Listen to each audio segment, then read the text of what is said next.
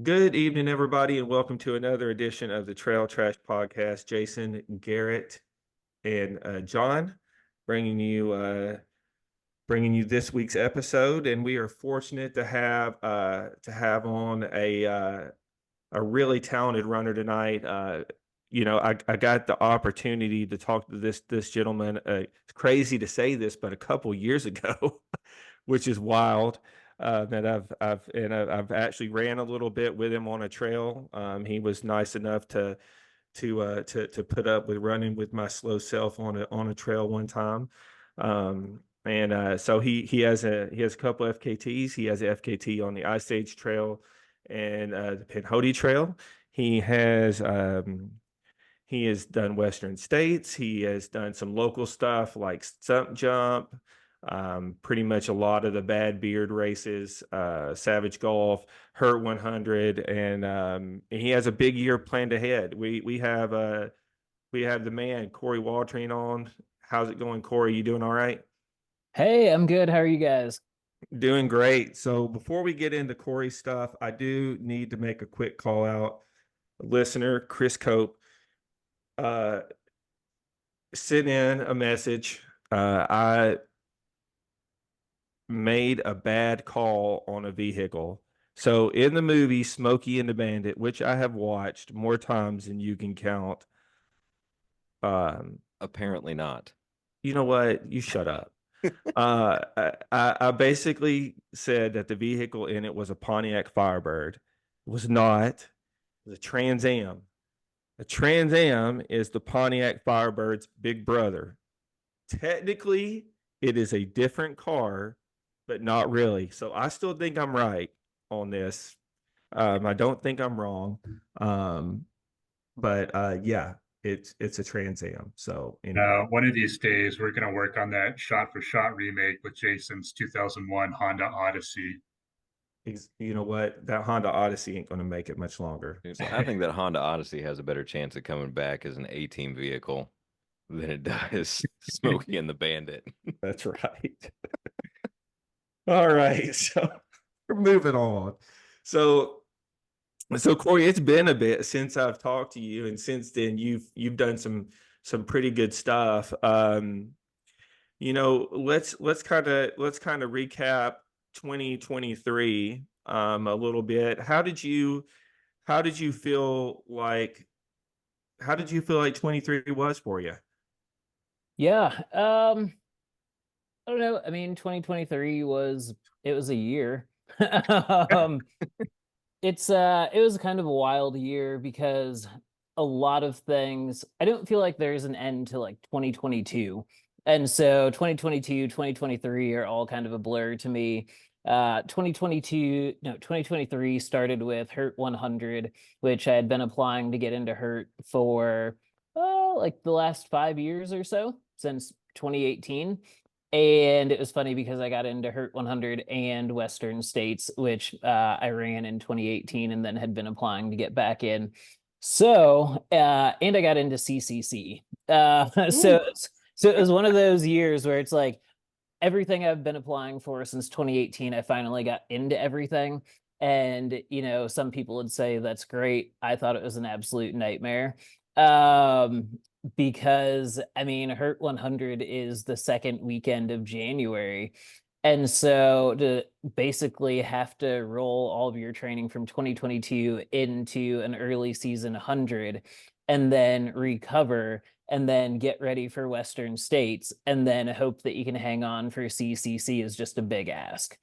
And so I finished Hurt, which I was very happy about. Western did not go that great. I finished. Didn't necessarily go wonderful, but that's okay. And then I chose not to run CCC.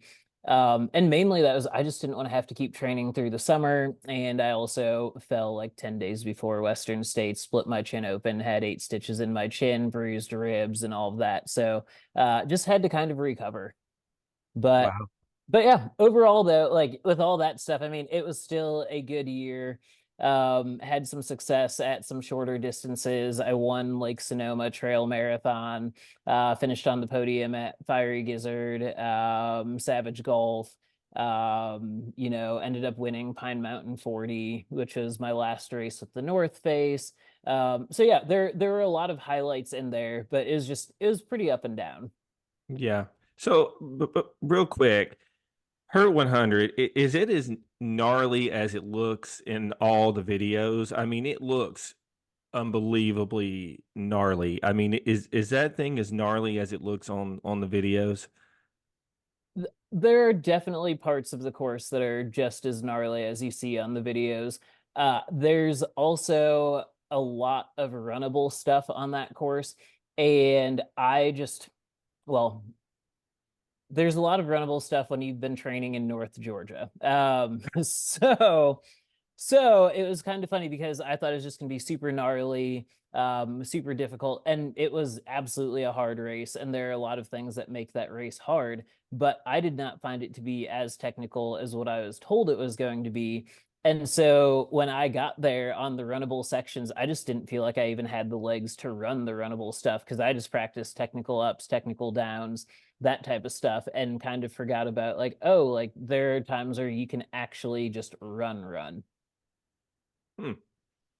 That's Yeah. interesting. Yeah, they don't show you that in the videos. They just show you how gnarly the rest of it is. So Totally. And I mean, and it really is though. The gnarly sections are very gnarly. We had a bit drier of a year than I'd say normal. So that was kind of nice. But I mean, I still finished Hurt probably an hour faster than I finished Cruel Jewel.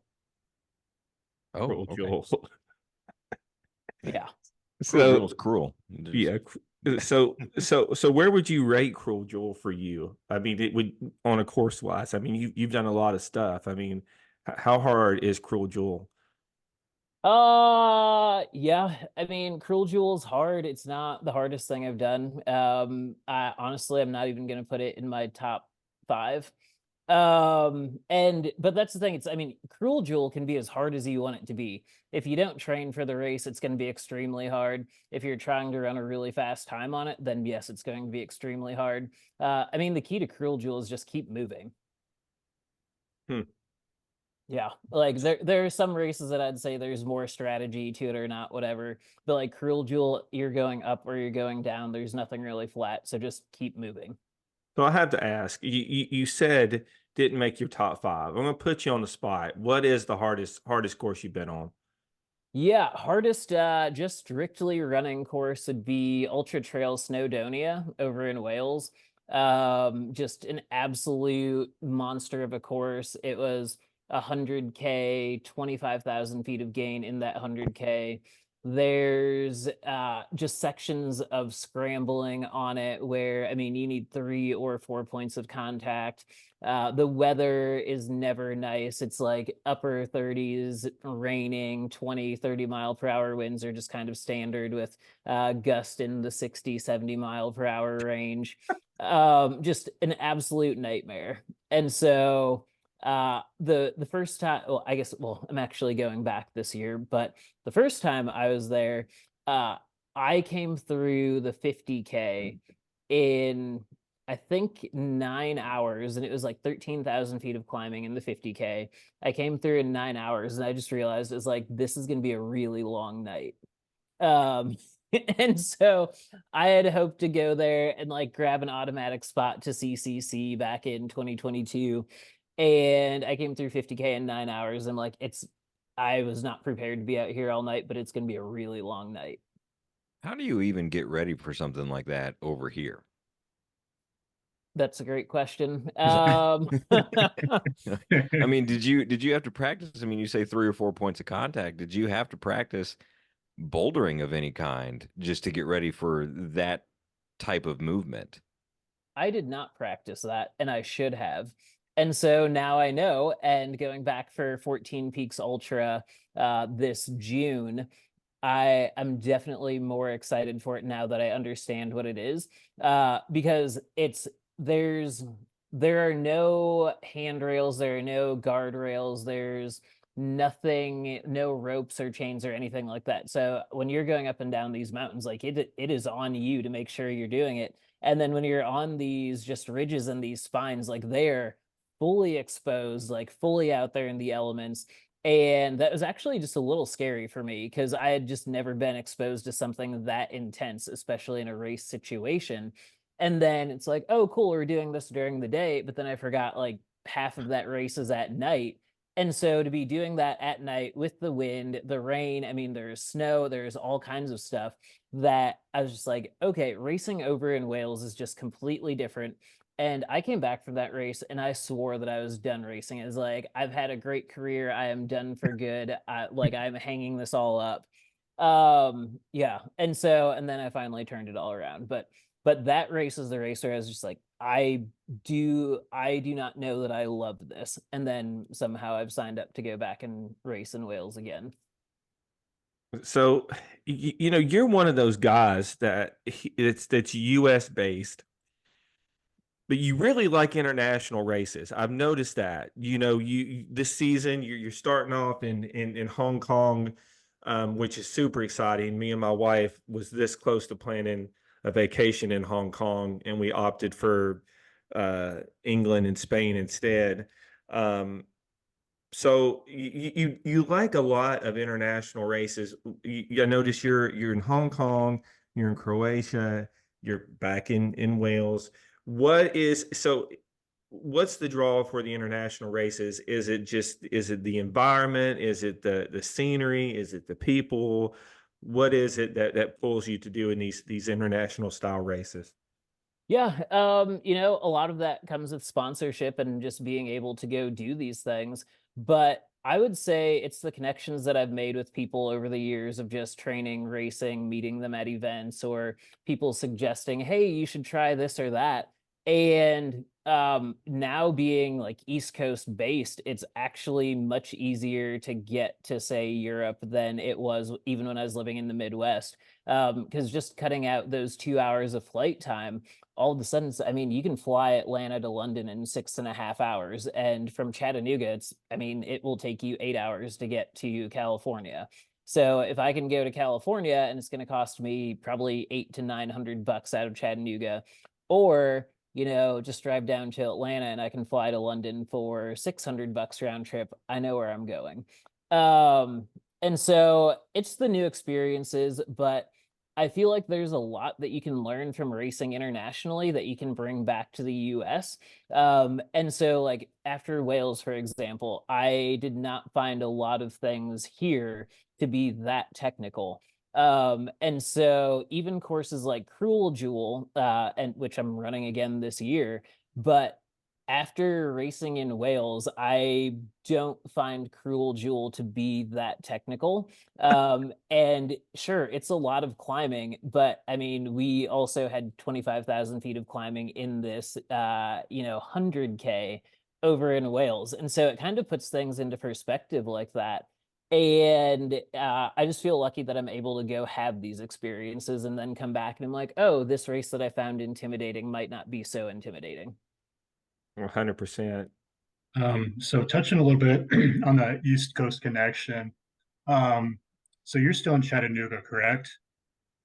Yeah, for like 10 more days, not even 10 Okay. days, like 5 more days, Yeah. three So days. how did you kind of arrive in the Southeast? Because it's not a typical destination. You see a lot of like professional and like elite, like trail runners end up.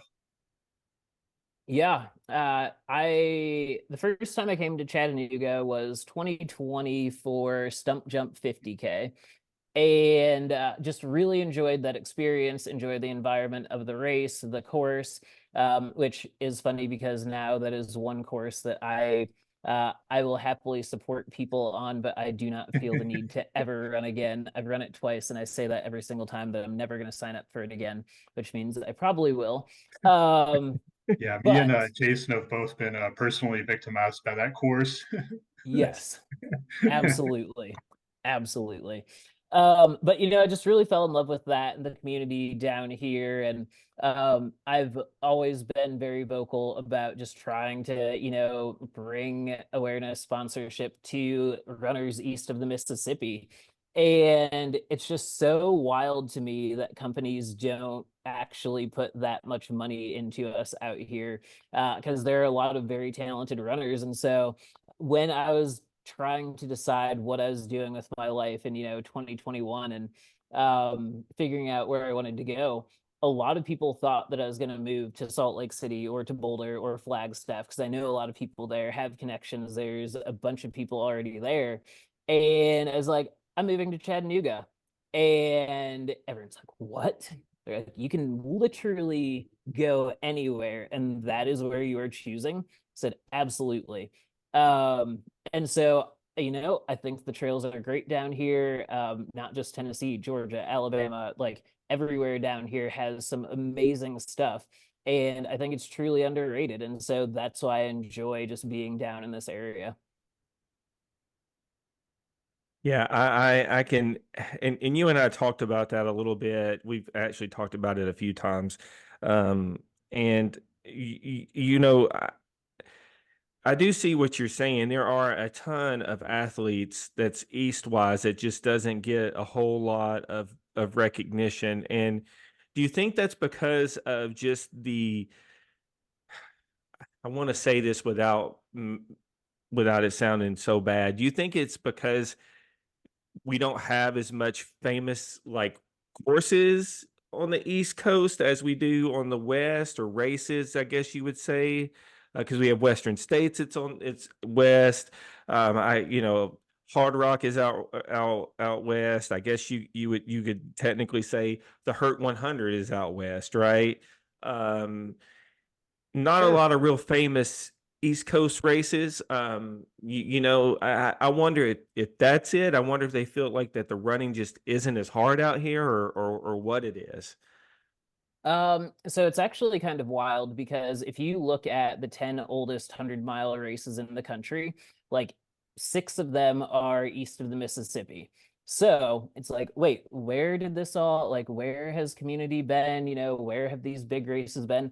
They've all been out here, and now it's kind of shifted the focus to some of the bigger mountain races out west. But I mean, we have great races out here. I will stand on that hill. I will die on that hill. Like, East Coast is the best coast. I mean, East Coast is the best. Beast Coast. Here we are. I think that the big thing is just sponsors like pictures of big mountains, like snow-capped mountains, and that's what sells. And so that's why a lot of people are out west, and that's why some of those races out west get the hype that they do. But I mean, we have harder races out here. Like, there's altitude out there, but a lot of things, I just honestly, I'd say, are not as hard as many of the races we have out here. And so I feel bad for races like Blood Rock, for example. They ran their last year of the 100-mile this year, because not a lot of people are signing up for it. But it's a race that's east of the Mississippi, had like, what, 34,000 feet of elevation gain, but they couldn't become a Hard Rock qualifier because they don't have a 2,000-foot continuous climb. It's like, cool, but it still has more elevation than many of these other races out there do. And I'm thankful that we do have Cruel Jewel. And, that's a race that everybody should do. And if you think East Coast running is easy, then go run Cruel Jewel and you'll learn that it's not. But then I think of races like Savage Gulf, Fiery Gizzard, like other races that maybe I don't love the race directors of them, but they do have some kind of iconic races. Yeah, I mean, we have great running out here, and I think that people just get way too caught up in the snow-capped mountains, and that's their idea of mountain running, but that just looks different for everybody. Sure, and I think you hit on something pretty big there, with Blood Rock, because when I interviewed Jeff Browning, we talked about East Coast races, and he said that Blood Rock like kicked his tail.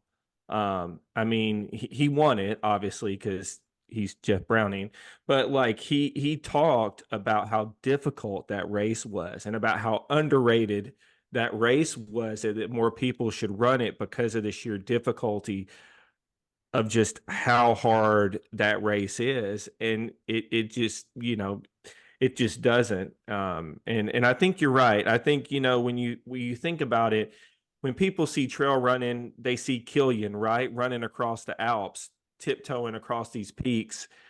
And it's very sexy, right? I mean, it's a very sexy look of running across the Alps on these peaks and stuff, but it's not realistic. I can tell you, Garrett and I aren't running across the Alps anytime soon. First off, we couldn't even make it to the top of up there to get across there. John would be the most realistic version of the three of us to ever do anything like that. But like what you're talking about, and like like us going out and running Swanee and running Fiery Gizzard and doing that type of thing, that's that's what most runners are realistically doing. And Savage Golf, I would argue Savage Golf is one of the hardest trail marathons on the East Coast, bar none. That course is just unrelenting. It's unforgiving. I mean, just try not to bust your kneecaps on rocks and stuff. I mean, that course is just absolutely tough. And then you already mentioned Fiery Gizzard. That one's another one that's just, oh, and we didn't even talk about the Barkley Fall Classic. So Yeah, I mean, even as far as 100 milers, Hellbender doesn't get a lot of attention nationally, but that is like a legit like mountain race. Like you do have those 2,000 foot plus climbs. and don't forget Cloud Splitter. Cloud Splitter is another one that's very, very tough, that doesn't get a lot of love. And I think a West Coast guy is coming out to run Cruel Jewel. I think Peter Mortimer is actually coming out to run Cruel Jewel. He's a guy that I interviewed. He I think is on the Aravaipa team, and Yeah. I think he's actually coming out to run Cruel Jewel this year. So it's kind of cool that a notable person from the West Coast is coming out. Oh, Coming there's out. a few from the West Coast that are coming out. I coach a couple of them, and they'll be there. Yeah, you do see that a little bit more with Cruel Jewel, since Cruel Jewel is a hard rock qualifier and like one of the few on the East Coast. So you mentioned coaching. When did you decide that you wanted to get into the coaching scene? Yeah, I've been coaching athletes for a while now. I just haven't really been advertising it. Just one of those things where I have not necessarily had the time to really coach that many people. So it's mainly just been more like friends and stuff that I've been coaching. But I was coaching for Chasky Endurance Collective for a while, and then took a step back from that last year, and then coming back this year, and just I have a lot more time this year that I can do these things, and I'm more passionate about it, and so that's what I'd like to do. Yeah. Do you feel like, I guess now since you've got the time, do you follow a set, because we had Aaron Saft on a couple weeks ago. Do you have a particular coaching style that you like to use? In particular, like we always talk about Jason Coop here. Do you have like a Coop style coaching, or do you have like your own method, or kind of, what does that look like? Yeah, it's funny. So I'm actually coached by Jason.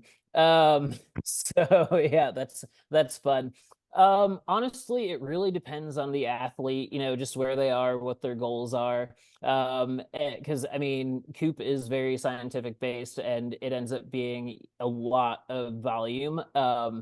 And not every athlete handles volume well. And so I like to just look at the athlete, look at their overall lifestyle, like, are they a parent, are they married, do they have kids, family, all of this stuff, like what's their job, and just take all of those things into consideration when making up their plan. And I mean, I've coached everyone from people that are just trying to finish their first 5K, to I've coached a dude that's run like 14, 15 for 100 miles, so yeah, just it really depends on the person. And I wouldn't say that I have a set style of coaching. It's more, let's look at the individual and just kind of see what they need. Well, that's definitely It's definitely good because I know I would need a special plan for me. I would need the old washed up dad plan. So You would have a field day with my schedule. 3 jobs, a wife, a 5-year-old, and you're like, when do you have time for? Okay, great. You have Wednesday nights off and Sunday. Great. I need you Okay. to run Well, 30 yeah. miles each day. Yeah. So working with Coop, how is that? I mean, is it intense? I mean, is it? I mean, does he? Is it what's that experience like? Because you hear him on the podcast and stuff, and it makes you wonder, like, what's it really like being coached by Jason Coop? Yeah, Coop is great. Absolutely love that dude. So it's wild because you hear him on the podcast. He's great on the podcast. His podcast is awesome. But like when being coached by him, I mean, you're going to do a lot of volume. You will definitely do a lot of volume. You will do intervals. They will be hard. They will be long. But honestly, it's one of those things where, like, thankfully I get to run professionally, so I have the time to be able to do all of these things, and I can actually, the workout is one thing, the long run is one thing, but then it's really like, what is your daily stress level? What is your recovery? Like, how much time do you have to, uh, honestly, like, sit on your butt and not have to not have to be doing stuff all the time?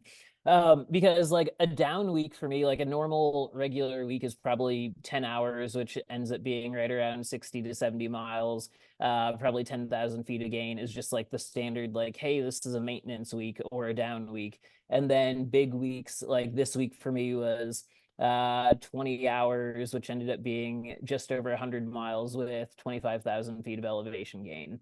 And so like our big weeks are big, but then the other stuff is actually really manageable. Hmm. So yeah, and it's just, I don't know, he's super encouraging, but he's also one that if you're not working hard enough, he will let you know. No, I can't imagine. I Yeah, can't he will imagine let it. he I will let can't you imagine know. him that. And it's super funny early in the training blocks and stuff when you put your goals out there, your goal races on the schedule, and he'll just say, all right, it's time to get to work, we have a lot of work to do. And it will always be so funny because I'm like, I thought that we were working hard, and he's like, well, yeah, you were working hard, but now you have a lot of work to do. And so it keeps you motivated to keep on going. And then like every once in a while you'll get just like a random text or something. He's like, oh, you crushed that last week and stuff. And so there's definitely the positive reinforcement of it. And like I love our coaching calls and all of that. But it's really funny when he's just like, all right, like get ready. This next 3 week block is gonna be huge or something. And you start thinking, oh, it's not gonna be that bad. And then you open up Training Peaks and look and you're like, oh, all right, this is literally what I'm doing for the next 3 weeks. I have no life. Yep, pretty much. I will be Pretty. in bed at 8 o'clock. So, so shifting gears to, because I noticed that you're going to take a stab at the Appalachian Trail FKT late this year. You own two already. You own Ice Age and you own Pinhoti. Um, Compare, if you can, if it's possible, the difference between that Pinhoti and Ice Age was. I'm sure they both were equally challenging in their own way. Um, you know, which one did you feel like you had the easiest time or the harder time with, or you know, what I guess try to do your best comparing those two and what each of those journeys look like between those two, because both of them are remarkable efforts. Yeah, oh man, I don't know. I mean, they're equally hard for completely different reasons. Um, Ice Age was 1,147 miles. Woo. Yeah, and that was 21 days of just being out there, like 21 days of Groundhog's Day. It's just wake up, do the same thing over and over and over. There are some injuries early on that we were able to work through and just keep on going. But when you're out there for 3 weeks, like things can go wrong and you still have time to turn it around. Whereas, and growing up in Illinois and living in Illinois at the time of doing that, the Ice Age trails in Wisconsin. So, I mean, I was training on the, southern kettles all the time. I had been on some stuff up north. Same thing, Kettle Moraine, one of the oldest 100-mile races in the country. I haven't done it, but after doing the full Ice Age trail, someday I'll go back and do it. But I would say that Pinhoti was probably the more challenging effort. 349 miles with 51,000 feet of elevation gain. And before I went after the FKT, I'd never set foot on the Pinhoti. So I had only known about it from YouTube videos. Like YouTube videos, and then Caleb Yon's blog about when he set the FKT. So other than that, like, I had no intel on it, had never stepped foot on it. And that was pretty wild. And Caleb definitely moved over the trail faster than I did, like on a per mile per hour basis. He was definitely faster. So to do that, like, I just didn't sleep. Like, I slept less than 4 hours total in 127 hours. And so my longest sleep stop was a 30-minute nap. And then other than that, it was just keep on moving. And so, like, that's what became the hardest thing, just the lack of sleep and having to just push through sleep deprivation. And we did it in early April, and it was still upper 70s, low 80s for the high, but the nights were dropping down into the 20s. It had just had a big rainstorm, so there are a ton of trees down that are on the trail, and just water crossings are up much higher. And so I'd be out there in the middle of the night crossing streams and crossing stuff that you probably shouldn't really be crossing at night. And then just being frozen out there trying to move down the trail just to see my crew again so I could change clothes and get warm. So there are just a lot of, I mean, both FKTs, I did them probably at terrible times of the year for trying to set either of them. But it all worked out. And so now the AT, and you got Coop is going to be crewing you. Yep. Coach and I get to spend a lot of weeks out on the trail together, so that's going to be really fun. And yeah, we're starting mid-September, going southbound Maine to Georgia. And it's interesting because people have reached out saying, hey, don't you think that's a little bit late of a start?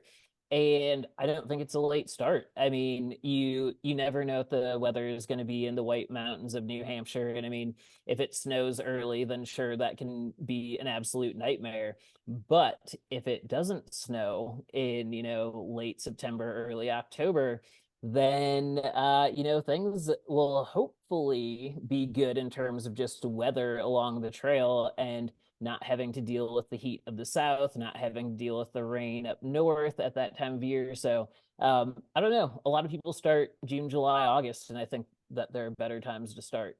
And I'm not afraid of the cold, not afraid of more darkness. I mean, I prefer to run at night. Like, my best hours of FKTs on both Pinhoti and Ice Age were actually from like 6 p.m. to 6 a.m. So I'm really not afraid of the dark. Yeah. Is Coop going to be your coach at the end of this still, you think? Are you guys going to be sick and tired of each other? Oh yeah, he'll still be coaching me. I've been with him now for about 5 years, so if he's put up with all of this so far, I think we can handle this. But we'll see. I don't know. What inspired the AT? I mean, have you spent a lot of time on it, or is just something that and when's Ward? Because I think Wardian's going after it as well, but I think he's going northbound if I'm not mistaken. You guys gonna high five each other at some point? I thought he was going southbound, and you probably know more about it than I do. So and he's starting August 1st. Okay. So which when I saw that, is like, oh, okay. So basically the day that he finishes, if he gets the record or goes after the record and gets it, would be like right around when I'm starting. So didn't plan that, but hey, that's just how it is, and here we go. So I've been thinking about the AT for a while, and it's always been something I've wanted to do. And it's more just like once I did Ice Age, I knew that I could do 1,200 miles. So then what's the next logical step? And apparently the AT just becomes the next logical step, I guess. Which there are other things that I could be doing, but it's just a classic route. It's something that a lot of people dream of doing, whether they're going after the speed record or just through hiking it, or section hiking it. And there's a lot of history in it, and I just think it's super cool. But for me, like an even bigger thing is when I decided to get sober, which is like 2 years, a little over 2 years ago now. Part of the reason of moving to the South and all of that was just to be closer to the AT, to be on terrain that's going to be similar to it, because I knew that I wanted to go after this record at some point. And so the closer I can be to just being out on trails like that daily, is just something that kind of prepares you for that. And so just one of the goals after I got sober, get it through the whole process of getting sober, is like, hey, we're going to go after the FKT on the AT at some point. So that was part of the plan of your sobriety, was getting to that point, and then attacking that. So 2 years now, you're over the 2 year hump. I think I saw on your Instagram post 27 months. Yeah. So how has that been? I guess, you've made it to this point, and um, that's a huge step. 27 months is super is a super big accomplishment. So congratulations to that. So when did what you just decided one day you were going to do it, and you attacked it, kind of like how you do a lot of things? Yeah, a little bit. I mean, there's a lot that went into the decision to get sober, and it was like, hey, is this like a temporary thing? Is this a forever thing? Who knows? Like I went to rehab, like literally well, I drove myself to rehab. I was 4 days sober when I checked into rehab, did 3 weeks inpatient. Don't regret it at all. I think it was a great thing, just honestly a great reset for life in general. And it was one of those things where it's like, cool, like I have 3 weeks now, like we can keep this going. And then it was like, I don't know, like I guess drinking, like just really at that time just was something that I wasn't interested in. But people talk about, well, what if you relapse or what if you slip up? And I'm like, I don't know, we'll cross that bridge if it happens. But and they're like, well, would that tempt you to continue on drinking, or do you have any interest in it? And like, honestly, I don't know. I'm like, it's literally one day at a time. And so that's what it was early on. And now, I mean, it's still one day at a time, but like now I honestly have no interest in drinking. I don't like, doesn't faze me to be around it, but I have no interest in drinking. It actually sounds pretty terrible. Um, and so it's just one of those things where like alcohol just wasn't something that was productive in my life, and it was time to give it up. And I'm very happy that I did. And it's that's probably one of the best decisions I've just made in life in general. I kind of did the same thing. So November 28th was my last drink. And it was very much one of those like, okay, obviously not on the scale that you have with your calendar, but I've got some races that I want to get done after not racing in 23 at all. It's like, okay, what can I cut out at this point that doesn't serve me? Alcohol, that's an easy thing to get rid of. And, my wife drinks and that's fine. I have no intentions of, and it was very much like you, like, is this a permanent thing? I don't know. Will I pick up something? Maybe. I don't know. Well, if it's there, maybe sure. But um, yeah. So going back to that, I'm assuming you saw a big increase in your athletic performance when you cut that out. I could assume. Um, I wish. Uh, So it's funny. Like I just assumed that you stop drinking and like just the athletic performance side of things is going to get better. And it's like, well, it really didn't for a while, and that was the really frustrating part of it, because it's like, yeah, when I stop drinking, I'm gonna just get so fast and so strong, and this is going to be great. my And it my was love handles are still here, so I'm waiting for those guys to go away. So Yep, that takes like 4 to 6 months, you know? It's like I noticed that I slept better. Like I absolutely was sleeping yes. better. Like that was great. It was amazing. But then it's like I really wasn't running any better early on because I mean, like when I like going into rehab, I was still running like 70 to 80 miles a week and could still do 20-mile long runs and like all of this stuff. And so like I was still doing those things. So like once I was out of rehab, I'm like, oh, I have to, make a new schedule. So it's like, I'm just gonna commit to running 30 minutes a day. And it was like, all right, consistency is key here. Doesn't have to be epic, it just needs to be consistent. And so I focused on just getting those 30-minute runs in, even on the days I didn't feel like it. And that's actually what became the biggest thing for me is just getting those 30-minute runs, which then became hour runs, which, it's like my first week was like I don't know, a 3.5 hour run week or something. And I was doing those. And then it's like, oh, I'm up to 5 hours a week. And then I'm up to 7 hours a week. And now I'm up to 10 hours a week. And it's like, wow, 10 hours. Like that's really manageable. And so it just became that, just building on that. But I mean, it took a very long time to actually see something that was like, wow, like this actually helps. And there are two things that kind of did it. So I was racing a 2-day stage race in Scotland, and it was a 50 is like a 45-ish mile day one, and then a 50K day two.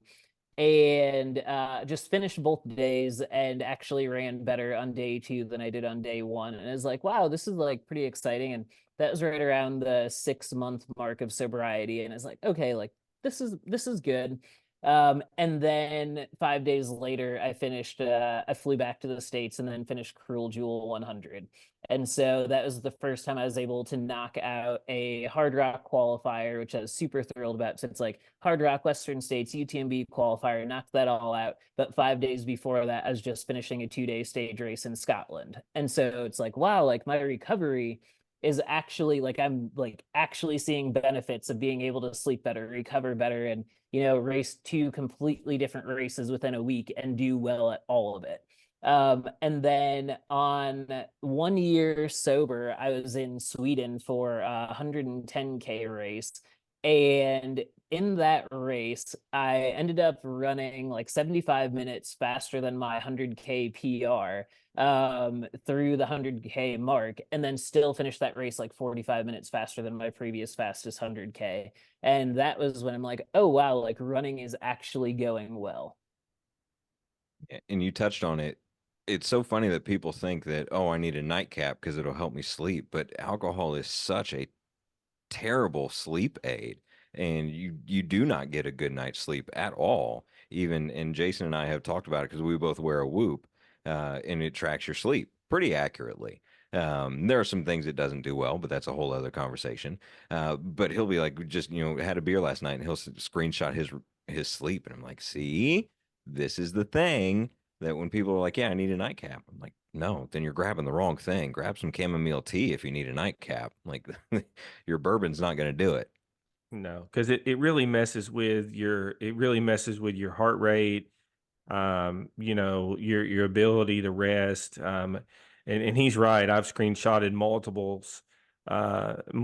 nights when I've had a drink and then woke up the next morning, and I don't know if you've seen what a Whoop looks like, but the Whoop screen, it has like the little red circle. I mean, the blue and the green circles and stuff, and it's always red for recovery every time, and your HRV is always garbage after having a drink. So 100% of that. And that's great. It's great for both of you.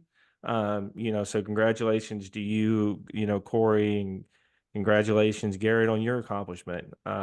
We all have things, I feel like, that we do that works for us and it helps us, and for you guys, that is a huge thing, and a huge just a huge accomplishment. So congratulations there. So moving the conversation a little bit, you are with Meryl now.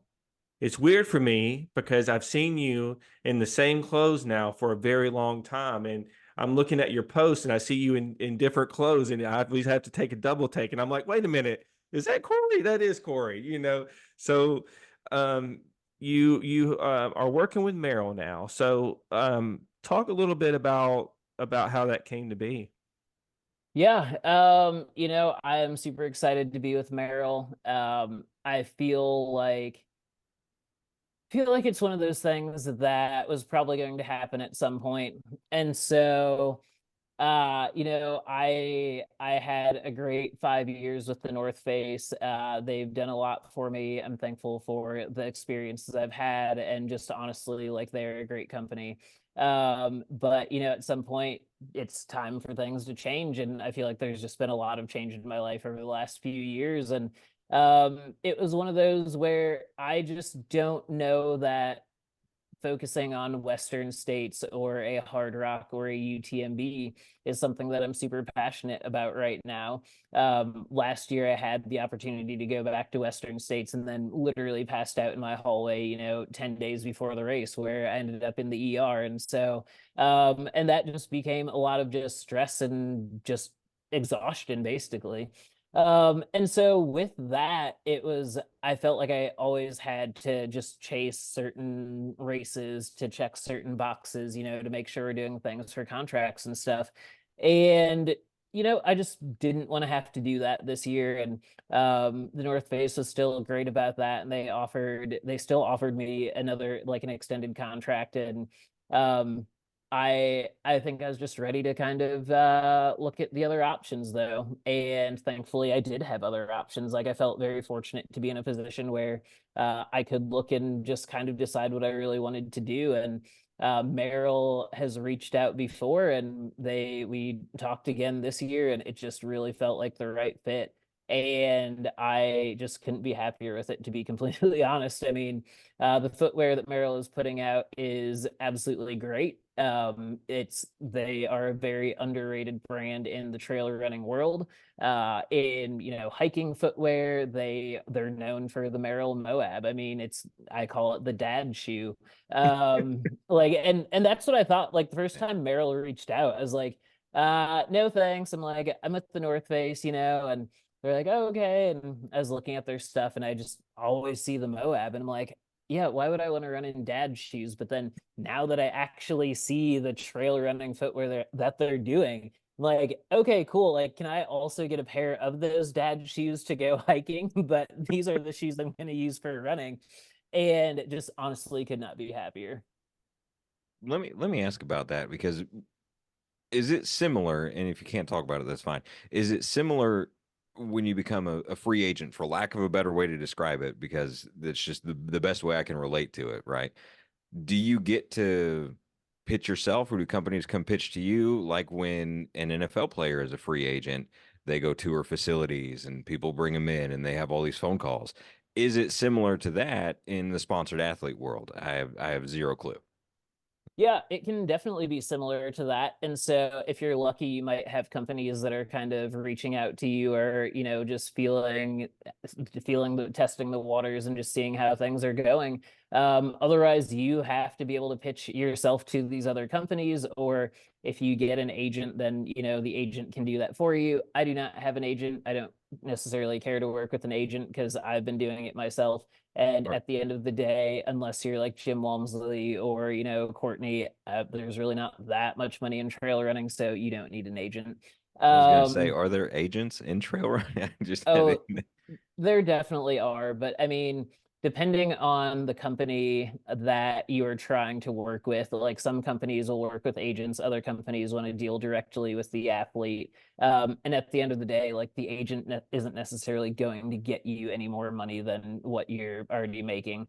There are definitely some other opportunities that might come from having an agent just because of the connections that they have. But if you are smart, you will also be making connections as the years go on. So I don't think it's necessarily necessary to have an agent. Um, and so with that, it's interesting because without going into like super details of these contracts, sometimes companies can, like, if you get another offer, these companies can say, hey, we want to see this offer, and they want first right of refusal to it. which cool. But even if they want that, that doesn't necessarily always mean that you're going to stay. And then, you know, sometimes companies will say they don't have the money, and then they will be like, oh, we randomly found XYZ, like, here we go. And it's like, cool, if you just randomly found it, you probably had it. But you know, I don't know. I don't work on that side of things. I'm the athlete. But yeah, and so it's definitely interesting, and it can be frustrating at times for some athletes when, you know, they find out they might be getting dropped by a company, because companies don't have to give you like a specific time frame of when they're going to let you know if they're renewing contracts or not. So some companies will let you know like September, October that they are not interested in renewing. Some might wait until December, but if they wait till December, then, you know, most other companies have already figured out who they're signing for the following year, and the money's dried up at that point. And so it can be a very frustrating thing for athletes on a contract year. And I was very lucky that I was in a spot that I was not concerned about continuing on with the North Face. Like, I already had a contract offer, and then another one came in, and so that just opened up a lot of doors for me. So which Merrill are you running? Because now that, and I feel like it's ever since we started talking about, hey, let's bring Corey on. Now I get all these Merrill ads all over my like my phone's listening to me, right? So Totally. they've got some really wicked looking shoes, and the colorways are nice and they pop, and it's getting my attention. So which one are you running in? Yeah, so I am currently running in some prototypes that are really awesome, that like I specifically asked for, and they made them, so that's super sweet. But Nice. yeah, like really sweet. But with that, the Agility Peak 5 is just a great shoe. It's like your standard everyday go-to. It's going to be similar to like a Speed Goat, like that sort of feel. So like love that. Then like honestly, the Morphlight, which is like a trail road hybrid shoe, is something that I use a lot here, because right by the apartment we have Stringer's Ridge, which is a non-technical like 3.5, 4 mile loop. And so I run a mile of pavement to get to it, do the loop, run back. And so it's the perfect shoe for that. And it comes in at $100. And so I mean, it's not going to be a super shoe. It's just like your entry level road trail hybrid. But honestly, for $100, I mean, it is absolutely worth it. It's going to hold up. It's durable, and I really like it. Cool. What's the drop on that that one that was it the Peak? Yeah, the Agility Peak The 5. I yeah, believe what's it's the 4 mils. Okay, so Yeah. it's very similar to Hoka lineup then. Okay. Yep. Oh yeah. And so I love it. I mean, yeah, but I mean, and then there's just the casual shoes. I mean, Merrill is absolutely crushing it in just your everyday kick around shoes and boots and all of that. So I get really excited when it's winter and they start adding the like fleece lined stuff to all of their things, because they're just warm and nice. There you go. And you get some good looking dad shoes too. Oh So, yeah. Oh and yeah. I'm the dad in the group because I wear the Nike Air Monarchs and they give me a hard time about my gorilla shoes. So, maybe I'll have to get a pair of Moabs and be a real dad too. So. Absolutely. So, so I guess to kind of try to wrap things up so we don't take up your whole night here. Janji, noticed you are now working with Janji. I had a friend that absolutely loved Janji, and I hate to say it, but I don't think I've ever used anything. I don't think I've used Janji before. So Dude, you got to get the transport pants. You have to get the transport pants. the transport pants? Yeah. Oh, dude, those pants. They're good. I'm sure Corey knows about them, or he'll tell you about them. But Yep. If you know, you know. they're So is that something you've been kind of eyeing with them, or did they just kind of call you up and say, "Hey, let's"? Yeah. What did that look like? Yeah. So right around the same time as I was getting an offer from Merrill, John G also reached out, and they're just like, hey, we're putting money into our athlete team this year, specifically more on the pro side. And they're just like, what's it going to take to steal you from the North Face? And I was like, well, you guys don't make footwear, so that's probably not going to happen. And they're like, well, we can make footwear happen for you. They're like, it wouldn't be ours, but we could probably make it happen. I'm like, I'm okay, but I'm like, I'll still have the conversation with you anyway, just because I'm interested to hear what you guys have to say.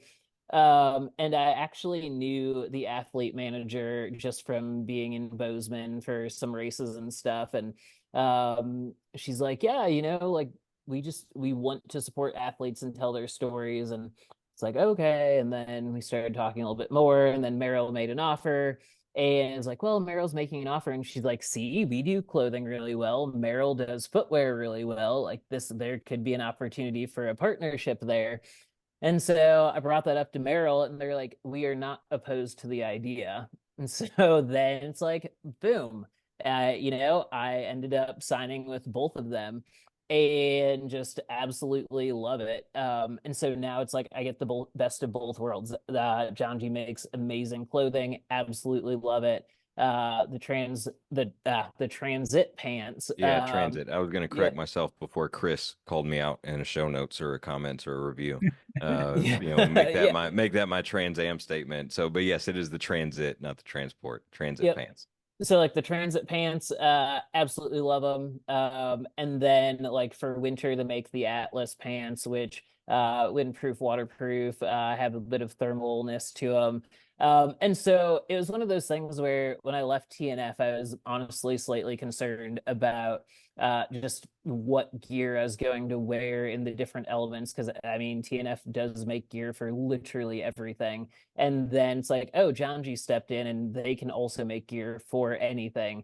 And so with that, it just became this great partnership where I get to work with two great brands. And anything that I've had before, I also have now. It just looks a little bit different. Cool. And you know what, John, add that to another word I can't pronounce correctly. Everybody I have talked to has always called it Janji. You're the first one that's pronounced it properly, which is Janji, which is crazy. I've been around a ton of people, and I've not heard a single person pronounce it like that. So I have Yeah, learned something.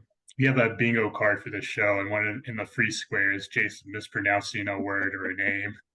Love it. Unless it's Japanese, he's our resident Japanese speaker. So. You know what? That was one of the most positive things of going to Japan is I got to learn a little Japanese. So Nice. all right, fellas, I feel like I have just dominated the hell out of this conversation, but I could talk to Corey for forever. Anything else anything I've missed before we wrap it up? No, I was just gonna talk about the now I'm gonna say Janji, and I know it's not that. So the Janji. About that, because I literally saw that. I think it was this morning, maybe yesterday morning on just scrolling Facebook. I was like, oh, Corey's with him. Oh, hey, we're talking to him. Like, so I saw Ricky Gates is with him too. Yep. And I'm sure that others will be announced come on board, because if you don't mind wild colors, and I know you don't, if you don't mind wild colors, they've got the wild colors, and it's comfortable stuff. I'm telling you, Jason, the transit pants, I wear them all the time. So would they go with my North Face puffy shoes that I wear all the time? Yes, yeah. Corey, I have to say this before we get off the air. I have a pair of the North Face puffy slippers. You know the one I'm talking about? Yep. I get ragged on so hard for wearing those things. As Look you at John laughing. John is laughing at me right now. Those things are comfortable, and both of you are missing out. They're not Nike. They're not Nike Air Monarchs. Those things are great to wear if you're sitting in a DNF chair. Well, we'll have to get you some Merrills that you can wear anytime, not in a DNF chair, that are just as comfortable and warm. Cool. I'll take you up on that. I definitely need something that's not going to put me in the DNF chair. So that is it, guys. We're not gonna. I guess we won't mess with hot takes tonight. Don't have anything worth mentioning anyway, other than me screwing up Smokey and the Bandit. Corey, it was wonderful having you on. I always enjoy talking to you. It's always good to catch up and see what's going on in your world. I look forward to seeing your results in Hong Kong, and hopefully you take a ton of pictures, because I think I'm going to get to go next year. We were going to go this year, but I think it's Hong Kong and Thailand next year. So I think, Nice. hopefully, fingers crossed. So anyway, looking forward to seeing all that. Good luck in 2024. We'll be following along and reporting how you do. So as always, guys, we appreciate everyone's support. And that is it for tonight. Everyone have a good evening.